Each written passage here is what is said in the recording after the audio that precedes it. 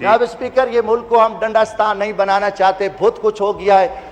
गुजारिश है कि एक तो मेरी तहरीक इस्तकाक थी चेयरमैन नादरा साहब के बारे में, जनाब से भी मेरी रिक्वेस्ट है। आज माशाल्लाह एक अच्छी रिवायत है और आप मेम्बरान का हुकूमत हो या पोजीशन हो उनका आप नोटिस ले रहे हैं, और हमें ये उम्मीद है कि जो हमारी अफसर शही है, जो गालिबन नौकर शही है, उनको किसी का एहसास हो और अवामी नुमाइंदा अगर फ़ोन करता है, अपोजिशन हमारी असम्बली में है, बाहर हमारी कोई अपोजिशन नहीं है, तो मेरी ये रिक्वेस्ट है कि चेयरमैन नादरा के ख़िलाफ़, और बल्कि मिनिस्टर साहब बैठे हैं, उनको ठीक है, हमारे लिए मोहतरम है, वो लेफ्टिनेंट जनरल हैं, हम एहतराम करते हैं, मगर यहाँ बतौर चेयरमैन नादरा मैं एक अवामी नुमाइंदा हूँ और मेरे ऊपर ज़िम्मेदारी है कि मैं उससे बात कर सकता हूँ और मैं अपने मसले पे, मगर बदकिस्मती ना वो फ़ोन सुनते हैं ना वो फ़ोन का जवाब देना चाहते हैं। इस हवाले से कम अज़ कम ब्यूरोक्रेसी को ये ज़रूर पाबंद करें कि हमारे जो जायज़ मामलात हैं हमें रिस्पेक्ट दें, वरना फिर हमारा यही फोरम है। मेरी जनाब से तवज्जो की भी दरख्वास्त है कि अगर मेहरबानी करके थोड़ी सी जनाब तवज्जो। स्पीकर साहब जी बात कीजिए। अच्छा, मल्टीटास्किंग। हाँ, मेरी तहरीक इस्तकाक का मैं जिक्र कर रहा था, तो वो मेहरबानी करके ये मिनिस्टर साहब यहाँ मौजूद हैं। दूसरी गुजारिश है कि रात से हमारे घरों में छापे शुरू हो गए हैं। पहली तो चीज़ है कि हमारा एहतजाज, पुरअमन एहतजाज हमें आइन और कानून इजाज़त देता है।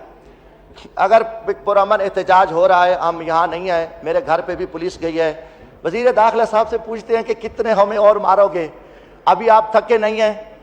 अगर आप थके नहीं हैं तो बताओ, या तो हमें उठा के इस मुल्क से निकाल दो, या हम एक पुरअमन शहरी हैं, एक MNA भी हूँ, हमारे भाइयों भतीजों को चारों तरफ पुलिस खड़ी हुई, और दूसरा दिन है जनाब स्पीकर, और ये आप इसकी रिपोर्ट भी मंगवा सकते हैं, या कहीं कोई रोड ब्लॉक है, कोई एहतजाज है, कोई मसला, कोई अमन के मसला है, तो हम सजा भुगतने को तैयार हैं। मगर ये तरीका खुदा के वास्ते, अब ये मामला पाकिस्तान डंडे के जोर पे नहीं चल सकता।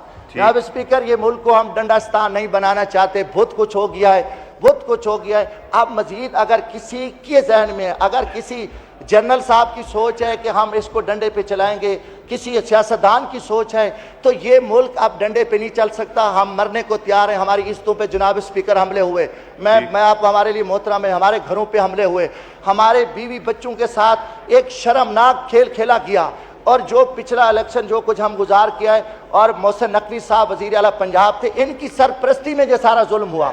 अभी ये वज़ीर दाखिला है, तो हम इनसे ज़रूर पूछेंगे कि आप एक मिस पे बैठे हो, ये IG पुलिस जो है ये क्या कर रहा है? चोरियाँ, जनाब स्पीकर, मैं एक मिनट सिर्फ, जो डकैतियाँ, चोरियाँ, लॉ एंड ऑर्डर की सूरत है, इंतहाई शर्मनाक है।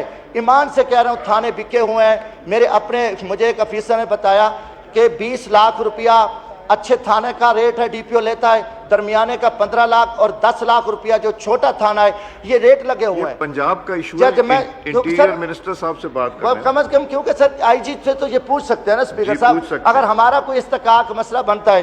तो आखिरी गुजारिश मैं ये कर रहा हूँ कि एक मेरी तहरीक इस्तकाक के बारे में रिक्वेस्ट है। दूसरी और लास्ट बात है कि अपना महकमा खुराक ने, जनाब स्पीकर, अच्छा हम नहीं दे रहे पॉइंट। अच्छा, महकमा खुराक में, सर एक मिनट, महकमा खुराक में ने अभी तक खरीदारी शुरू नहीं किया पंजाब में।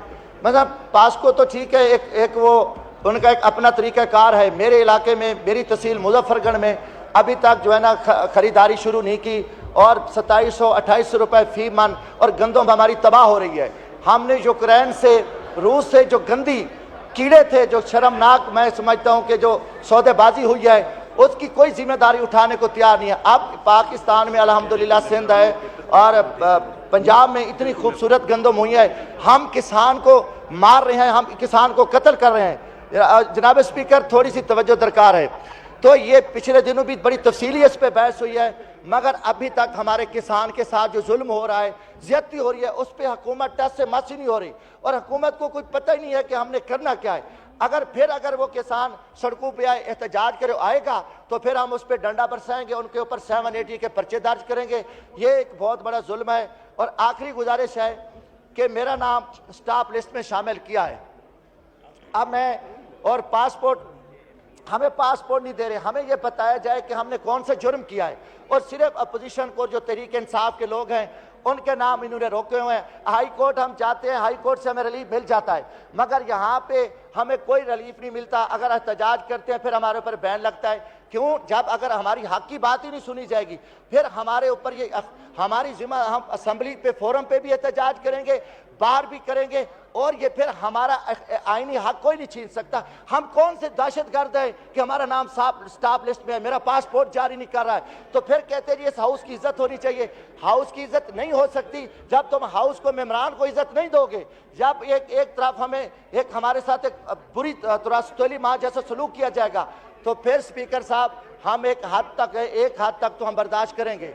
और ये भी इससे पूछा जाए, वजीर दाखिला बताए कि हमारे घरों पे छापे क्यों मारे जा रहे हैं, हमने कौन सा जुर्म किया है और हमने कौन सा गुनाह किया। अगर हमारा गुनाह जुर्म नहीं है तो आईजी पंजाब को लगाम दे।